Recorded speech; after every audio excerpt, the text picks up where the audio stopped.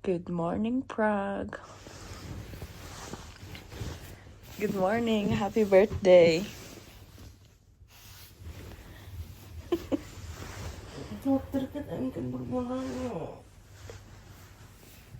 Happy birthday. 27 yarn. 27 kan ka sa kapela 17.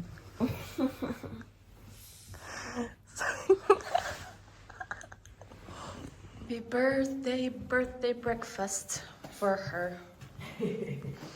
Big at get. Kaya, nagbakit ako. Mabas-pasamak mo. Maangot kon. Doon sa egg. Ay, let's see. Gusto ako breakfast here. Breakfast and meeting.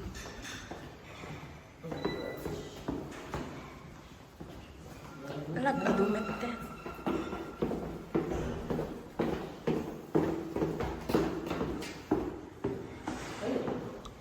Basta dumit lang? Yes. Ay, sa siya doon. I-video man. Ay, shit. Sa siya. Wow, egg. Mabisin ako. Gusto na dahil ito yung nag-vlog yan. Ay, kasi mo na basi.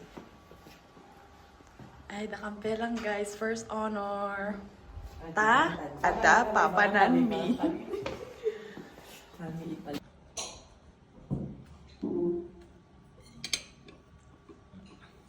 How was it? Good.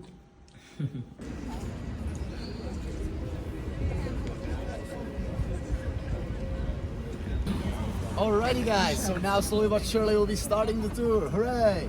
Now before we do that, I need to ask you, does everybody have a little paper ticket with a number on it? Everybody got one? Yeah. Yep. Awesome. So now please pull those out and tell me who's got number 100. Who's got number 170 and lower, you will be with me today. So please follow me just a few steps right Ay, away. naalamon ko yan. Alright, and the other number is 171 as the building right next to it. Because most puzzles are built on sandstone here inside.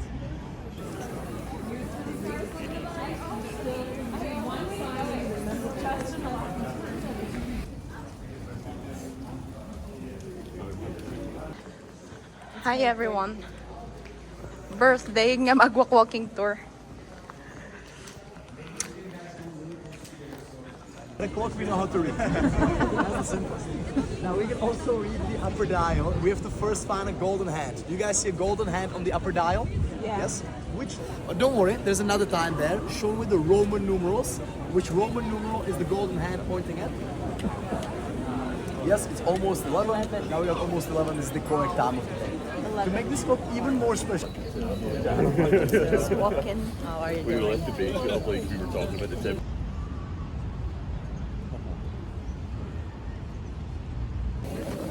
Naudi kami po. Charles Ridge.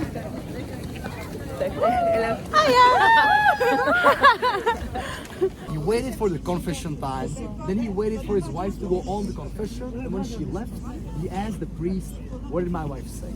Obviously the priest was allowed to say what she said, so he kept this secret. The king got very upset, he beat him up, and eventually he even killed him. And then he told the soldiers to take his body and throw it over the bridge so that nobody finds out.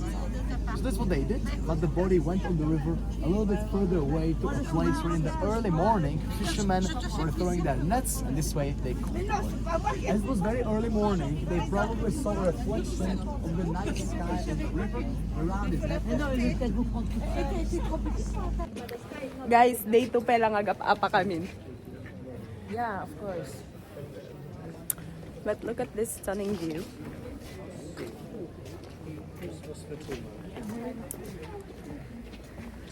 Apa, anak.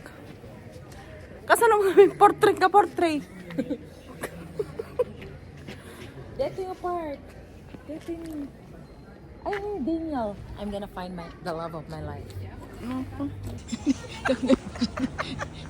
Dapat ka ano. Oh, metin. Oh, anak. Gapan. Metin? Gagard kan. Tinakban ka na. Sarap. Madlayo mga sarap. Mabisbisin ako guys. Jacket adupay.